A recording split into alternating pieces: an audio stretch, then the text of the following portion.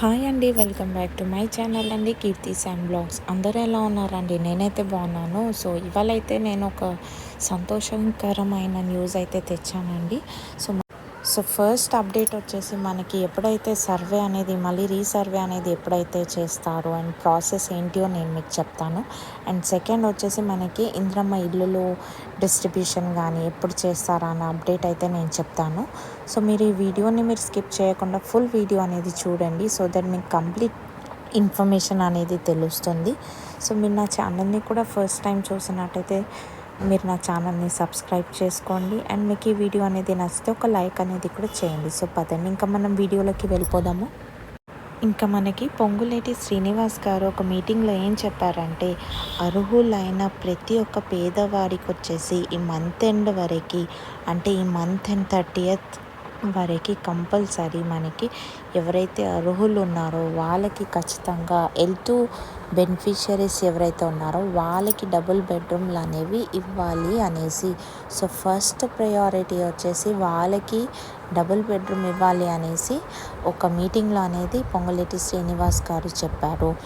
ఇంకా మనకి ఈ అర్హులను ఎలా గుర్తిస్తారంటే, ఇప్పుడు మనకి మళ్ళీ రీసర్వే ఆప్షన్ అనేది స్టార్ట్ అవుతుంది. సో ఆ డేట్ అనేది కూడా నేను మీకు చెప్తానండి. మనకి ఈ మంత్ 22nd నుంచి 30th వరకు సర్వే అవుతుంది అని అయితే అప్డేట్ వచ్చింది. సో ఒకవేళ సర్వే చేసే వాళ్ళకి ఒకవేళ మనమైతే అనర్హులు అని తేల్చిన మన అప్లికేషన్ అనేది రిజెక్ట్ అయ్యే ఛాన్సెస్ ఉంటాయండి. సో ఒకవేళ మనం అర్హులైతేనే మనకి ఇల్లు ఇవ్వడం అనేది జరుగుతుంది.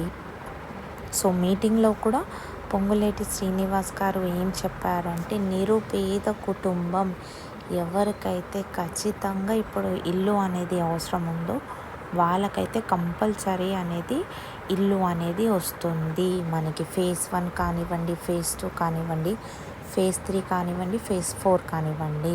సో ఇక్కడ ఎవరు కూడా వరి అవ్వాల్సిన అవసరం అయితే లేదు అనేసి అయితే మనకి పొంగులేటి శ్రీనివాస్ గారు చెప్పారు. ఒకవేళ సెలెక్ట్ చేసిన తర్వాత కూడా అనర్హులు అని గవర్నమెంట్కి అనేది తెలిసిన వాళ్ళ నుంచి డబుల్ బెడ్రూమ్ కానివ్వండి, ఇంద్రమ్మ ఇల్లు కానివ్వండి రిటర్న్ తీసుకోవడం అనేది జరుగుతుంది. ఇంకా మనం చూడాలండి గవర్నమెంట్ ఎటువంటి డెసిషన్ తీసుకున్నా మనం దానికి సహకరించాలి, అదైతే కంపల్సరీ. సో ఇంకా మనకైతే చాలా ప్లేసెస్లో అయితే డబుల్ బెడ్రూమ్లు అనేవి రెడీ ఉన్నాయి. సో ఈ లిస్ట్ అనేది కూడా రెడీ అయిపోతుంది.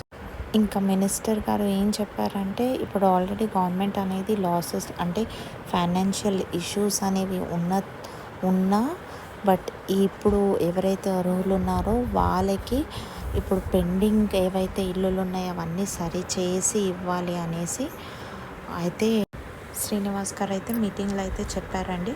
సో మనకేంటంటే ఇప్పుడు ఎటువంటి ఇంద్రమ్మ ఇల్లు రిలేటెడ్ ఏ అప్డేట్ అనేది వచ్చినా నేను మీకు అప్డేట్ చేస్తూ ఉంటాను. సో ప్లీజ్ అండి నా ఛానల్ని సబ్స్క్రైబ్ చేసుకోండి.